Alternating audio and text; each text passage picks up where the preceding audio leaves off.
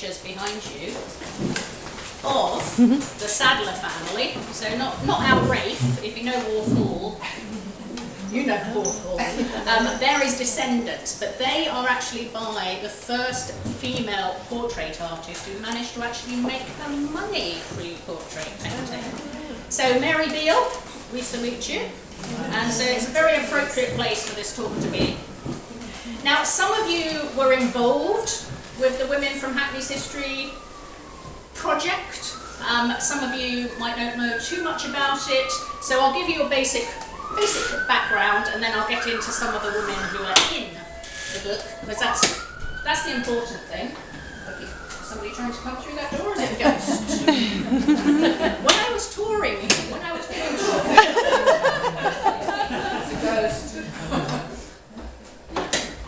it's a ghost. Yeah, when I was doing my tour guiding here, I was told there were ghosts. So yes, Women from Hackney's History 1 was published in 2021, and it was a COVID project. So all the women who were involved in writing it, and thank you, we didn't have much else to do. We thought we had a ghost, don't worry, no worries. So yeah, 2021, it was published on International Women's Day. And from that project, we had a lot of women left over. And if you know anything about women's history, loads of it is coming out now. Thankfully, loads of people doing blogs, lots of research going on. So those that were on the list that we didn't have enough information for last time, so we had 113 in the first book, we had enough information for the second book. So 4 years to the day after number 1, we have to call it number 1 now, it was never intended to be number 1, we had number 2. So here it is. I have a copy here, and as I said, Hackney Society store downstairs, it's £15, or unless you're a Hackney Society member, in which case it's 10. So there you go. That's my one plug. Okay. The rest of this will be a big plug in general. But. So, I'm going to do ask me questions. I mean, I'll leave some time for questions at the end, but I am around for the rest of the day. And I'm doing the Quizmaster duties this evening. And of course, I've sneaked in lots of questions about Hackney women. So if you haven't bought the books, go and read them now. Right, let's see if this works now. So, Hackney History. Women from Hackney's History. So there you go. 115 in number 2. That was 113 in number 1. So, but can I just say a really big thank you to everybody involved. Everybody says, for example, how lovely this cover is, and that's down to Ella Doran, who lives in de Beauvoir, who gave us this design. So we kept to the same design, changed the colourway a bit for number 2, so they are distinguishable, but they look lovely as a set. The criteria we had, they had to have a really strong connection to Hackney. So I sort of half joked before that they can't have just passed through it on a bus once. They had to either be born, lived, worked, died or buried in the current borough. So we're including Shoreditch, we're including Stoke Newington. So it's the area of the current borough. So because these women, and I think I ended up writing about 70 of them, they were, if they weren't my flatmates for 2 years while we were writing it, they were very close neighbours. It was a very difficult decision as to who to highlight today, but they all have immensely good stories. And we picked them not necessarily because they were first at something, but because they highlighted Hackney's history. They gave you an insight into what was happening here, and more widely. But yeah, they didn't have to be absolutely extraordinary, they just had to have a really strong story which gave you a clue as to what was going on. Because let's face it, you don't understand history unless you know what 51% of the population was doing. There you go. Okay, that is my shtick for today. You don't understand history unless you know what the women were up to. Let's get into it, shall we? Right. I've loosely grouped them together. So I've got a couple of entrepreneurs here, about 200 years apart. Yeah. So Agnes Marshall, and there is a picture of her in the book. She's looking very glam. And Tace Sowell. These two were not on the residual list from before. They came up in various bits of research. Because I'm a tour guide, because I do lots of research for various publications, I come across these names. Tace, for example, she was a printer. And there were a lot of I do a lot of work in the sort of City of London on women's history as well. And the earliest female printer I could find was in the 1500s. She published law books around Middle Temple in about 1580s. There's lots of women printers, lots. And Tace was one of those, and she's extraordinary. I think, apart from the sort of randomness of which I chose these, it's sort of like, you know, when you think, who would I love as a dinner party guest? If I could pull anyone from, these two would definitely be there. I'm not sure they would have got on, but anyway. So Agnes was born in 1852 and she died in 1905. Tace is 1666, 1749. Now, roughly 200 years between them, both highly successful businesswomen. And when I was originally taught guiding in the City of London, I was told there were no businesswomen in the city.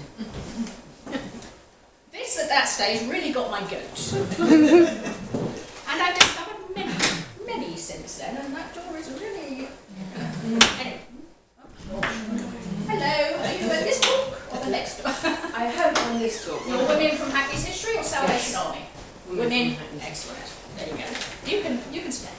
We keep thinking that door's a ghost. Anyway, so both highly successful businesswomen in their own field, and in Tace's case, this is a time when women are restricted socially, legally. In Tace's case, by religious beliefs too, because she was a Quaker. Now, I often say on my walks, or if I'm doing talks, if there's a woman around the sort of 1700s, 1800s, who is doing something really important, it's a fair bet she's a Quaker. Because they always believe that their girls should be educated. And that is not necessarily true for everyone else. So, yeah, Tace is restricted. I mean, Quakers were amongst the most persecuted of Charles II's subjects, and she's really working through a really tumultuous time in English history, whatever. And she was actually born in Pye Corner, if you know Smithfield. So this is before the Great Fire. I did check that out, because being born in 1666, you immediately go, oh my gosh, not what I do. Anyway, Agnes Marshall. You got there, Marshall School of Cookery and Mortimer Street, Regent Street. The building is no longer there, however.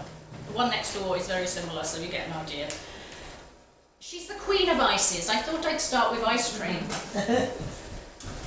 She's an interesting one in many cases, partly because it's only recently been discovered that she actually had a connection to Hackney, because if you look at previous research to do with her, she was born in Walthamstow. That's what her census records say, born in Walthamstow. However, none of that added up. If you look closely at it, nothing quite matched. And she does have a memorial in Pinner Church, so in Pinner, Middlesex. She ended up living there, in a very grand house, made a huge amounts of money. But there's a window there in her memory, and it's got the wrong dates of birth and death, it's got the wrong father, it's got everything's wrong. But that's partly because of her, and partly because of the social restrictions of the time, because, as I say, somebody sort of thought, yeah, all this stuff doesn't quite add up. So, bit closer look, she's hiding something. Because socially in those days, you have an illegitimate child or you're illegitimate yourself. Not good. Not good. So, a bit of interesting research came out. She was actually born in a place called Albert Road, which is now Middleton Road off Queensbridge. So, Dalston into Haggerston. The house, sadly, is no longer there. But she was born illegitimate. Her name is Agnes Beer Smith. Now, the convention at the time, if you were illegitimate, the middle name would be the name of the father. So, presumably, her father's surname was Beer. Okay, keep that in mind, because age 26, she then has an illegitimate child called Edith. Edith Doyle Smith. is Doyle. That is very close by where she was born, so she obviously didn't move about a bit. Silurian Terrace, again, not there anymore. Part of that whole development estate around Middleton Road. So she's not too far. What confuses me about Agnes, and will we ever find out? I don't know. 6 months later, she marries Alfred Marshall by licence in St George's Church, Hanover Square. Known for being quite lax on its paperwork to do with marriages, is St George. So we'll leave that aside. But also, 6 months, no, when she's pregnant, shortly after, her husband is actually in prison for embezzlement. How they get the money then to buy an existing cookery school, no indication whatsoever. They also have a house in Wells Street nearby. This is just off Oxford Street going towards Tottenham Court Road, which held the stock. Now, bought this pre-existing cookery school in 1883. She publishes her first cookery book, her Book of Ices, which you can still get, in 1885. She invents kitchen equipment. She invents La Cave, which is basically an ice cream freezer. You can see a reproduction of it in the Canal Museum in Islington. She actually invents the ice cream cornet. She is the first woman to actually put and serve ice cream in a cornet. So next time you have one, think of Agnes. So yeah, ice cream maker, ice cream freezer, ice cream cornet. She ran the School of Cookery for many years. She wrote cookery books, wrote a magazine, newspaper, and she sold branded goods. So everything you bought from this cookery school had her name on it. She was a hell of a businesswoman. And I want to shout out to Lizzie Broadbent here, who runs a website called Women Who Meant Business. She goes into a lot of detail about Agnes. We've had sort of conversations about her. But if you're interested, you can get Agnes and Agnes Marshall's books now. And I was thinking of doing a collaboration with Hackney Gelato. Didn't get around to that, sorry. She ran a registry for cooks, so if you needed a cook, if your cook went off, and you could get another one. It's almost like an employment exchange. She promoted and lobbied Parliament to equalise the servant-mistress relationship to employer-employee. She was very, very forward-thinking. She was a suffragist, of course she was. She spoke on women's rights immensely widely. Her husband, if you think why is she not better known? When she died, and if you know, anybody know Fanny Craddock? She was a TV chef, sort of, yeah. Fanny is a huge fan of Agnes Marshall, and she's convinced that Alfred, her husband, killed her. Anyway, Agnes fell off a horse, I think. So, who knows. But the point is that her husband immediately sold the rights to her books to Mrs. Beeton's publisher, no less. So completely wipes out, really, Agnes Marshall's. Oh, and her archives get accidentally destroyed. I'm beginning to wonder now. I'm beginning to get Fanny Craddock's views on this. But anyway, yeah, she's certainly not as well known as she should be. But praise be women's research, because she's back. Yay! Right, taste, quickly. I don't have anything other than her signature. Quakers were big on representation of, your features anyway. She's actually buried in Bunhill Fields, but as usual with a lot of Bunhill burials, there's nothing.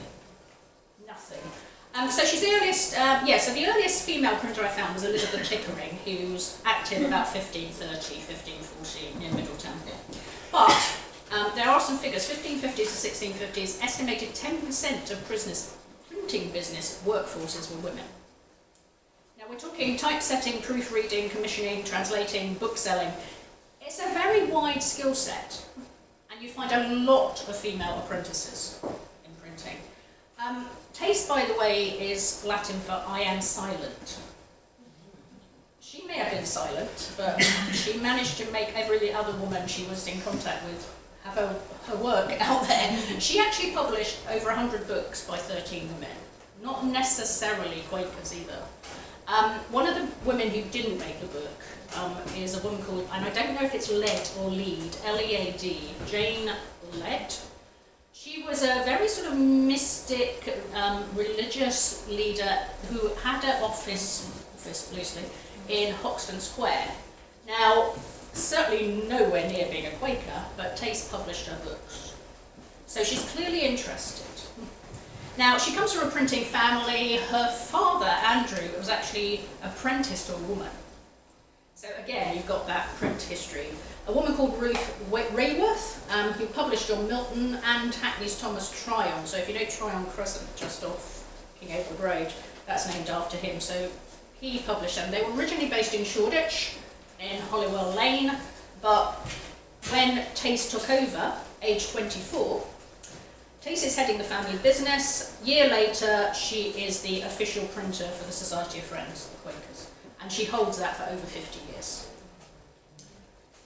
She then moves to Gracechurch Street, George Yard, heart of the City of London. The Quaker Meeting House is in Gracechurch Street. She clearly has a bookshop next to the Meeting House, but she has a printing business in George Yard, which is just off Lombard Street. Interesting thing is that her death notices say that she died at her home in Mare Street. Her will says she has a house in Clapton. I don't know whether it's the same house. It's possible. I mean, it's not likely she would have had a house in Mare Street and then had another one very close by in Clapton. I haven't managed to work out whether that's an overlap, but she certainly lived in Hackney. She marries in 1706. She becomes Tace Sal Railton. She refuses to drop her own name, and her husband moves into her business, not the other way around.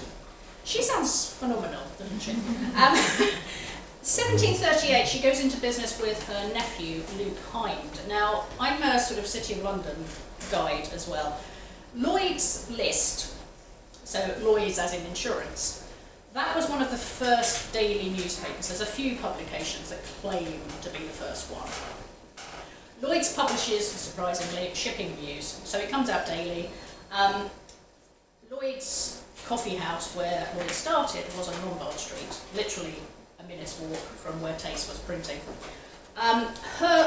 Luke's name, so Luke Hind, who she eventually gives her business to, her nephew, his name is on the early print copies of Lloyd's List.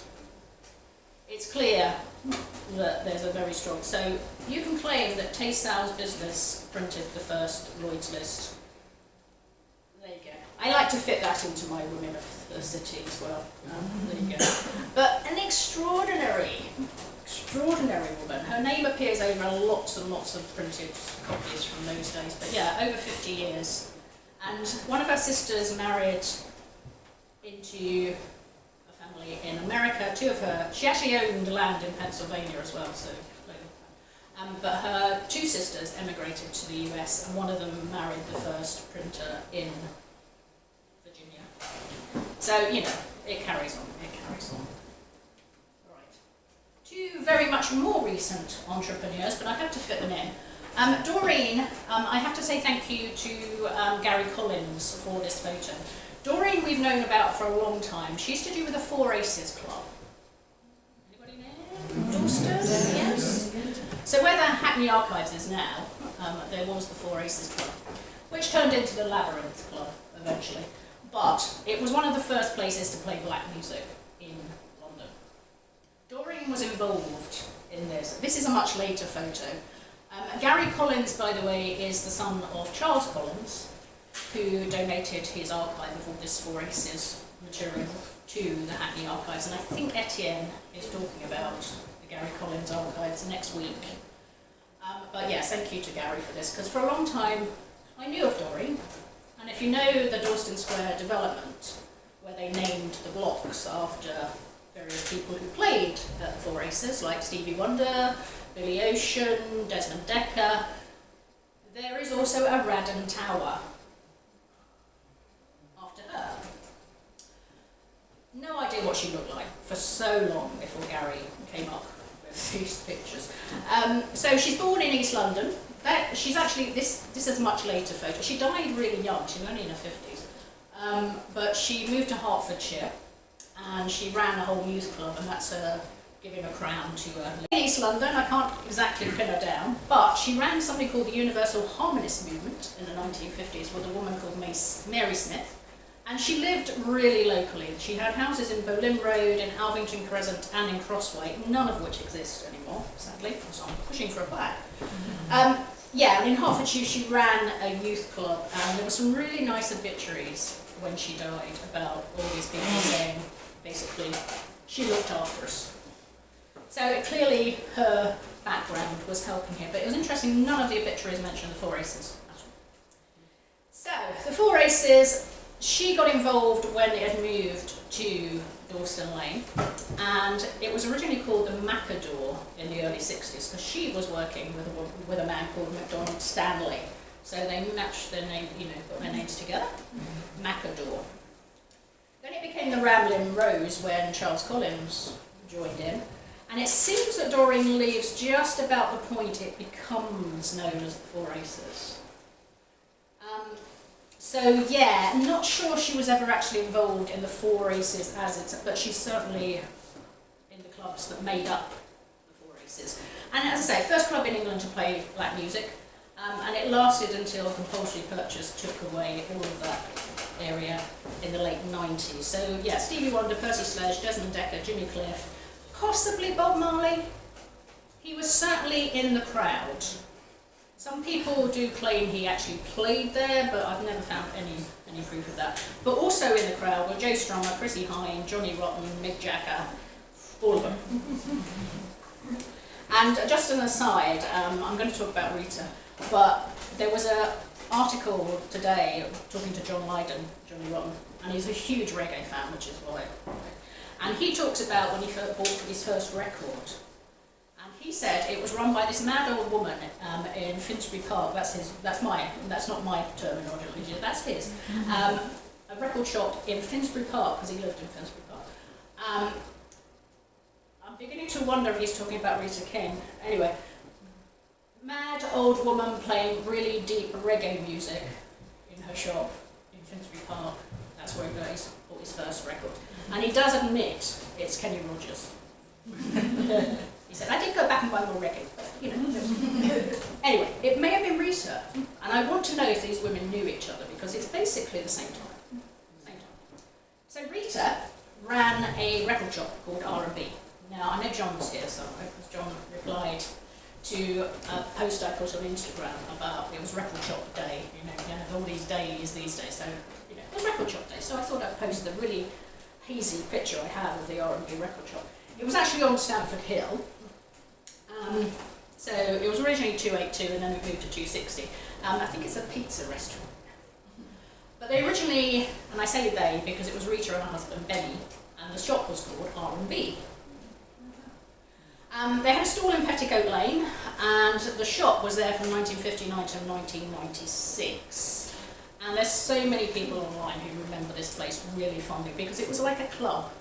On a Friday and a Saturday, basically John mentioned to me, all of those sort of Jamaican bus drivers from Stamford Hill Garage used to go down there and buy. Because Rita and Benny, and there's some hazy history here.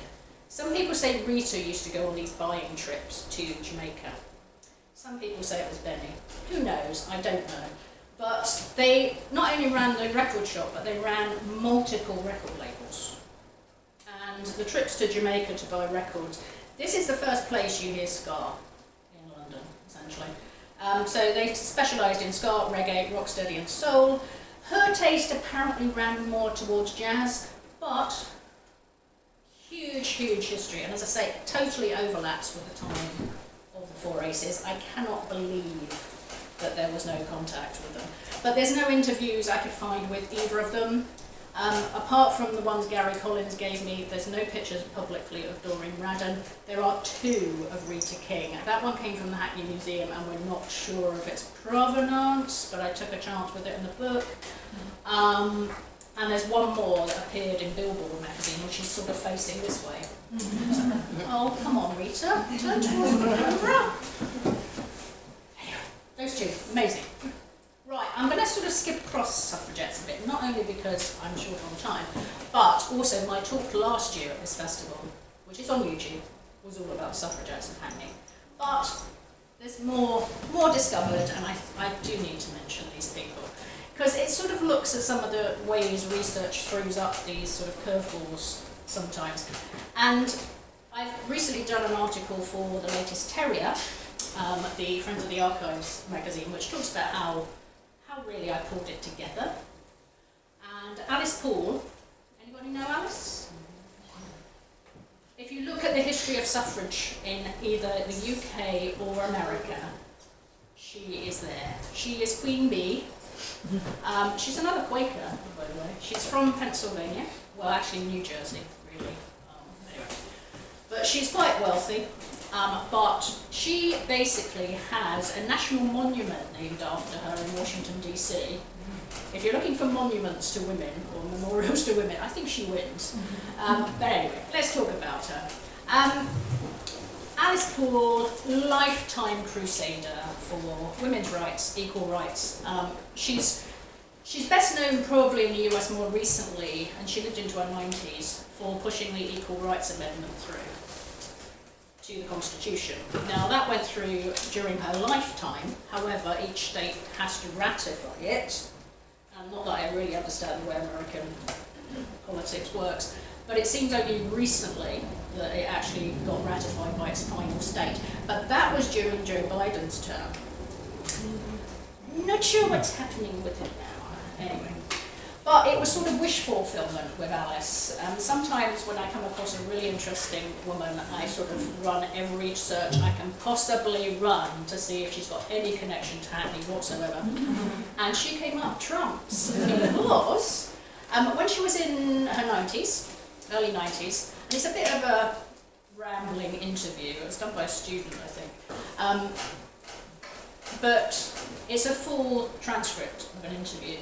And she mentions working in Dalston and Hoxton when she was only over in the UK for 3 years. So she came over to go to the University of Birmingham. She ended up at the LSE. She actually got 3 law degrees in the end because she thought that was the best way she could actually help out the suffrage cause, by knowing the law, which is fair enough. And she's in London till 1910, so essentially 1907 through to 1910.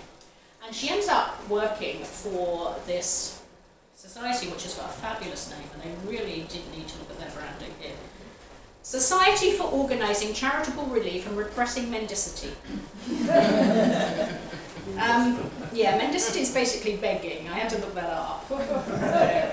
So she's one of the very many sort of early social workers. There's a few of these in the book. But she does a sort of basic social work course in New York before she comes across to the US, to the UK.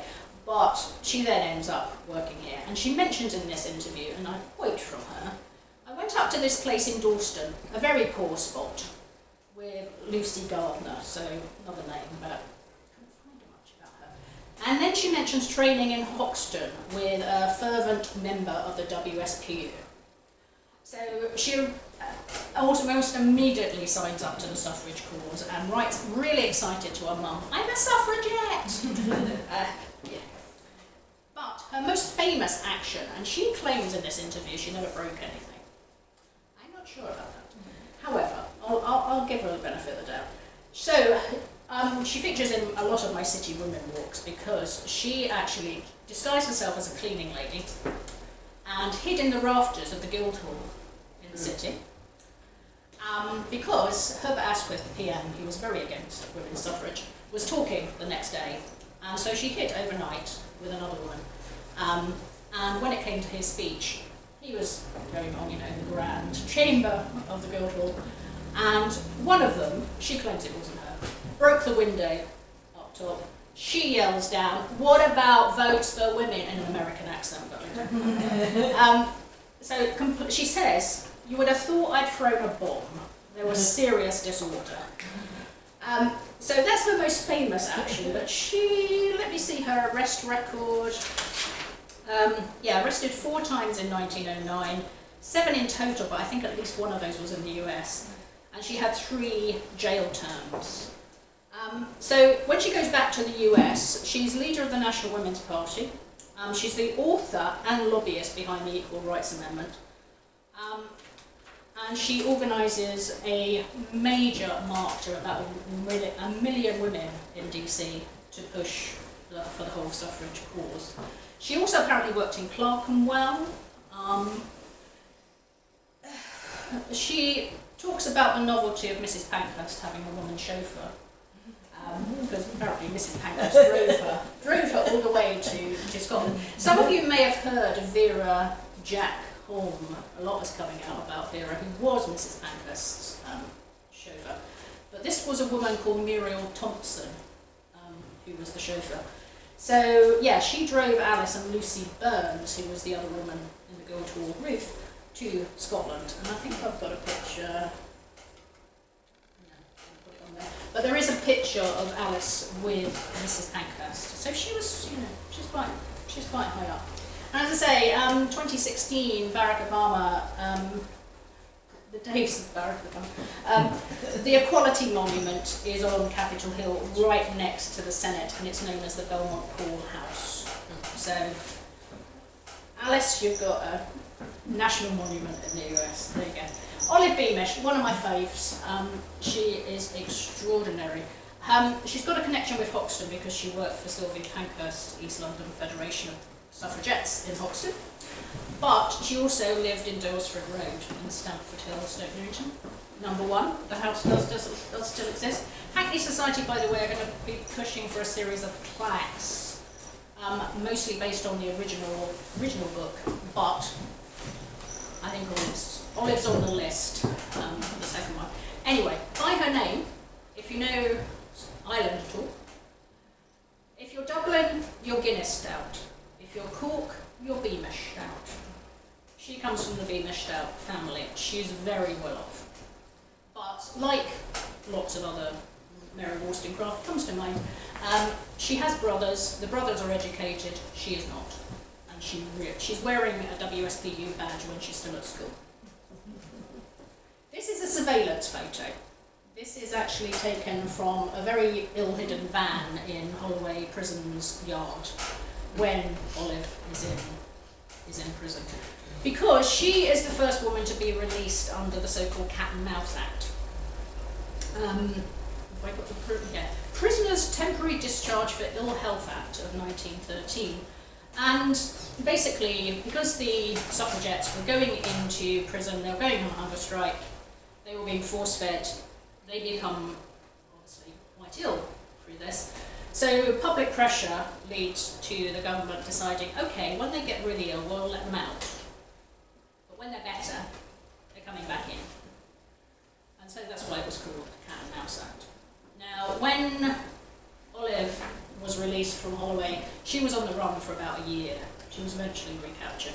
But the idea behind these photos that was taken, of course, was to recapture them, because they had no other way of identifying these women at this point. She used an alias, Phyllis Brady, and that's the record. If you look at the arrest records of the suffragettes, that's the one her name comes up under. Partly because her family disowned her because of her actions. She had to earn a living. And so she said in a later interview, she said, look, nobody was going to employ me with an arrest record, were they? So that's why she used an alias. But she also took another step of actually being self-employed, because she actually ran a typing and translation business in the city for over 20 years. So while she was doing all this suffragette, and she was known as our chief fire raiser, because she was so good at setting fire to things. She had, there's lots of stories about her. But yeah, she ran her own business, 21 years, up until 1930. She was typing and translating, because even though formally she wasn't educated as a teenager, she was clever enough to get into Girton, Cambridge, and she learned 6 languages. She was absolutely proficient in 6 languages. And she actually taught Russian at the Finsbury Tech. So in Leonard Street in Shoreditch, she taught Russian. Lots of attacking post boxes, committing arson. She actually got 18 months hard labour, but ended up actually working at 85 Foxton Street, basically running a sort of meeting hall and shop for Sylvia Pankhurst. So extraordinary extraordinary. I've recently come across another photo of her, but it's one of those you have to pay for. Talking about photos, if anybody knows any of the sort of history of me actually getting this book together, the image rights took longer than the writing. It was, Gladys Evans' picture came from a contact I made via Ancestry. So if you're doing your genealogical research on Ancestry, and I do it mostly for the women these days, not my own family, but one of Gladys Evans' relatives popped up and he had a photo. And this is apparently when she's in France during the First World War, and she's basically driving a supply truck. But Gladys is Stoke Newington stock. I'm looking at her here. She's very, very Stoke Newington stock. Some of her ancestors are actually buried in Hackney Park, so I'm going to be, I was going to say digging about, but not literally. 84 Evering Road. I think she was born there, but she's definitely there very, very early. And then Elm Lawn in Woodbury Down. Now Woodbury Down was really well off. Huge houses, big gardens, and Elm Lawn is the name of the house that she lived in. Her father was a journalist, Monier Evans, I want to say. Anyway, 1908, 1909, she comes to first notice because she goes to work at the newly opened Selfridges store. Harry Gordon Selfridge was a famously supportive member of the sort of suffragist community. So whether that was the connection, who knows. She's quite well off, quite well off. 1912, she travels to Dublin. She goes to the Theatre Royal because, again, I think it was Herbert Asquith. He was really, really I think he deserved it.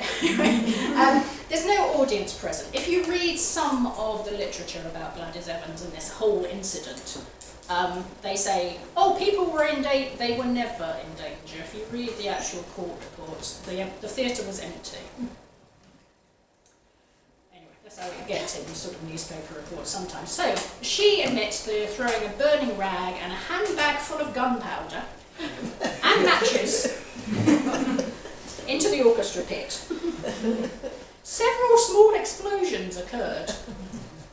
Anyway, there was her barrister basically said, look, it damaged the curtains, who cares? That was the sort of defence. However, it didn't work because she and the others were sentenced to 5 years in Mountjoy prison.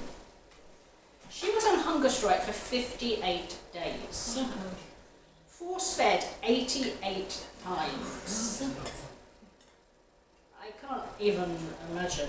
But she's got an interest, because my ancestry connection came up with what happened, because I couldn't find where she died, couldn't find it, or anything.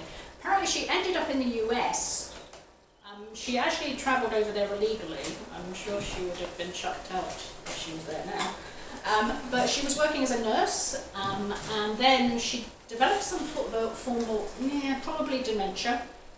And she ends up in Los Angeles, paid by her relatives and being looked after by a charity. So she actually dies in Los Angeles, which is why I couldn't find her. But the interesting thing with her, I mean, she's definitely WSBU, so the Women's Social and Political Union, so they're the melting pot. However, there is a picture I found, and Julia is around it because she knows about Sarah Mustard. Sarah was definitely Women's Freedom League, not the militant lot. But there is a picture of Gladys with Sarah Mustard and the rest of the WFL committee. So she was either on both. Can't quite work that one out yet. But Sarah Mustard is a really, really interesting one. And thanks to Elizabeth Crawford and her Women in Her Sphere website, we know that Sarah Mustard ran the Twee factory for the WFL in South Hackney. We're not quite sure where, but I think it might have been Terrace Road. Anyway, Gladys. Florence Fenwick Miller, I'm keeping an eye on this because Florence Fenwick Miller, exhausting woman. Suffragist, prolific speaker, journalist, licensed physician, age 18, owned and edited the Women's Signal, which was the most important feminist paper of its day, 20 years plus column in Illustrated London News. She lived in Cadogan Terrace and in Gloucester Avenue off Newington Green. She's amazing. Her daughter Irene was a militant suffragette and was the first one to be arrested in London. So, like mother, like daughter. But I'm going to have to hurry up now. So, spiritualists. Estelle Stead is the daughter of W.T. Stead. I was saying to someone earlier, W.T. Stead was an investigative journalist about white slavery and young girls being stolen off the streets of London. But she wrote a couple of books after he died, basically talking about his life, because spiritualism is this sort of basically people live on after their deaths, and it's a very, very big thing in Victorian times, partly because of the high death rate and you're looking for some form of comfort, but also with Victorian times you've got that sort of connection between growing science, Darwinism, you're sort of going, oh, I'm not sure about religion anymore. All of this sort of comes together, and you get some quite famous people involved in spiritualism. Estelle Stead, as I said, really interesting woman, really good actress. A lot of the coverage is really about her role as a daughter, but she's a phenomenal actress. She's actually part of what becomes the RSC, so she's not bad. Interesting woman. Florence Cook. If you know Eleanor Road in Dalston, she lived there. The houses don't exist anymore, Bruce Villas, but she worked in a school, a small school in Richmond Road, which she was sacked from when she started doing public manifestations in her family house. And that is an interesting role because women were very restricted in Victorian society, and she, as this manifested spirit, Katie King, could basically behave as she liked. Yeah, I could do a whole talk about Florence Cook, but she's very well known, and she ends up marrying the son of the runner of I'm thinking about the Salvation Army talk being taken next door, about Navarino Road, because the same time in Navarino Road, only a few doors down, there was the Dalston, let me get this absolutely right, it was basically an association of spiritualists, the Dalston Association of Inquirers into Spiritualism at 74 Navarino Road. So, yeah, look up Florrie, she's interesting. Queen Victoria's Circle, Susan Durant was a sculptor, work in the Mansion House, lots in the Albert Memorial in Windsor, but she was involved with teaching some of Queen Victoria's children sculpture, and yeah, she was wildly successful, and not somebody I'd actually come across before I started looking into this. So yeah, Susan Durant, she had an illegitimate child, which didn't endear her to Queen Victoria, I have to say. But yeah, 38 works at the Royal Academy, 2 works at the Great Exhibition, lots of work at the Mansion. She was the only woman to be invited to do the redoing of the Egyptian Hall at the Mansion House. She was up there. And she was also very well-off family from Stamford Hill. But even though she didn't need to work, didn't need to be paid, she insisted upon it, because she wanted professional terms. She wanted to be seen as a professional. So she pushed for suffragism, she supported the education of women, and for women to have professional careers. So there's more to her than just her sculpting. Georgiana. Some of you have heard me talk about Georgiana. She's the only female magician I can find. She's buried at Abbey Park. She was born in Shoreditch, so you know she's a good local girl. She was baptised at St Leonard's. The reason her story still survives, and I'm glad it does, but it's not the most interesting thing about her. The theory goes that she performed a séance for Queen Victoria. Obviously, when Queen Victoria's husband died, she's absolutely devastated. And again, this whole Victorian thing of, I want to talk to my dead loved one. So, the theory goes, and there is a watch online, one of those sort of old-fashioned fob watches, which states, "Thank you to Georgiana by Queen Victoria," but it misspells Osborne House. And I'm looking at Karen, who is, I think, interested in the story too. So Georgina, she did sort of standard magic tricks in her first act, then she did hypnotism in her second act. So she pulls people from the audience and gets them to do things under hypnotism that possibly Victorian people wouldn't have done normally. So she does a sort of entertaining, but as I say, she's the only Victorian magician, female magician I can find, and that's unusual. Usually if you find one, you find others. But she's still the only one. But that story with the watch is known as the story of Vicky's ticker.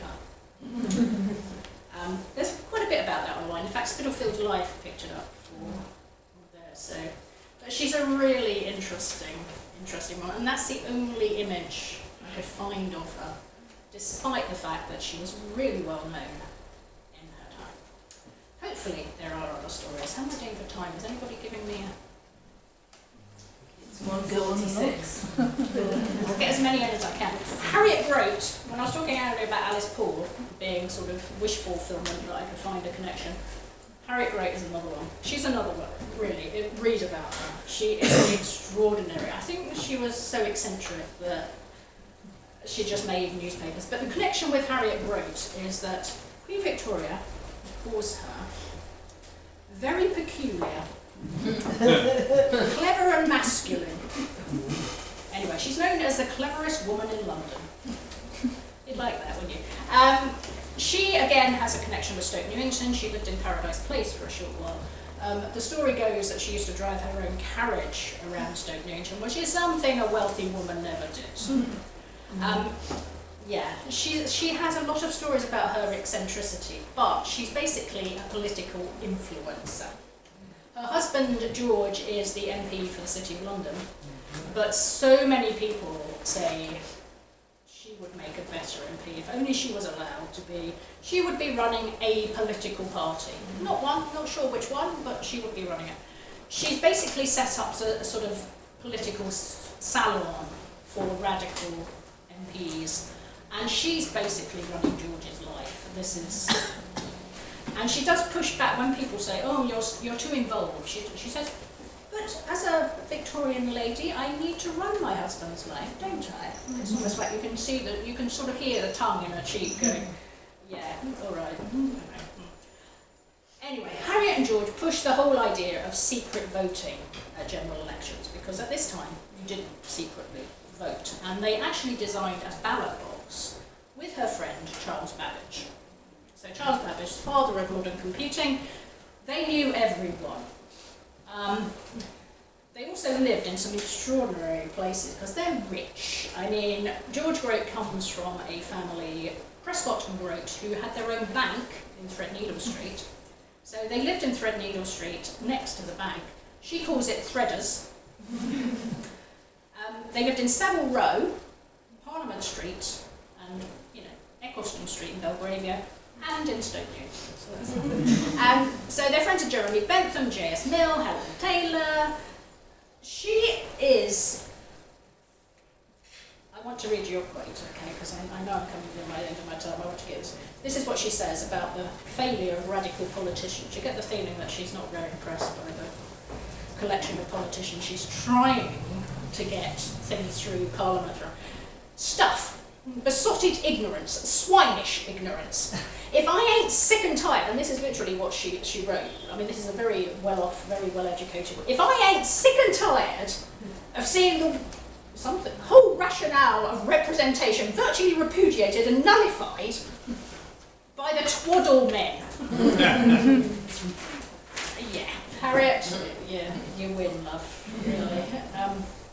Right, I am really running out of time now. Somebody... Yes, it is. Yeah, right. So I put these up partly because I love these pictures of Muriel Ragg and her kids. I mean, look, you could see them today, couldn't you? Anyway, these are the only pictures I could find of Muriel Ragg. They are in the book. Hannah Morton, another absolutely astonishing woman, very, very well off, decided to give it all up, run a settlement in Hoxton. But yeah, she's another one. You wouldn't have she wouldn't take things lying down. I think her and Harriet Grote would have had a really good conversation. I do feel with a lot of these women, some of them did know each other, definitely they knew each other. But I think if they met, sparks would fly, possibly in a good way. But yeah, so of the 115, I've managed to rattle through some of them. But yeah, any questions before I let you.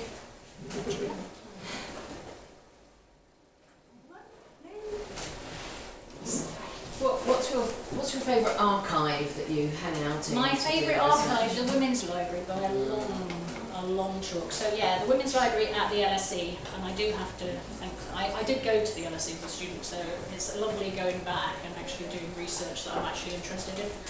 So, I did a law degree at the LSE, and I was like, yeah, okay, it stood me in good stead, but yeah, actually digging into some of the writings, you can actually hear, some of them have got recordings as well, so actually hearing their voices is quite extraordinary. And one of the Stoke Newington suffragists, Myra Sad Brown, her daughter actually donated all of her papers to the LSE, and she ran the Friends of the Women's Library for ages, so this sort of connection goes on. And Myra is another one. I think, yeah, I did speak about her in my talk last year, so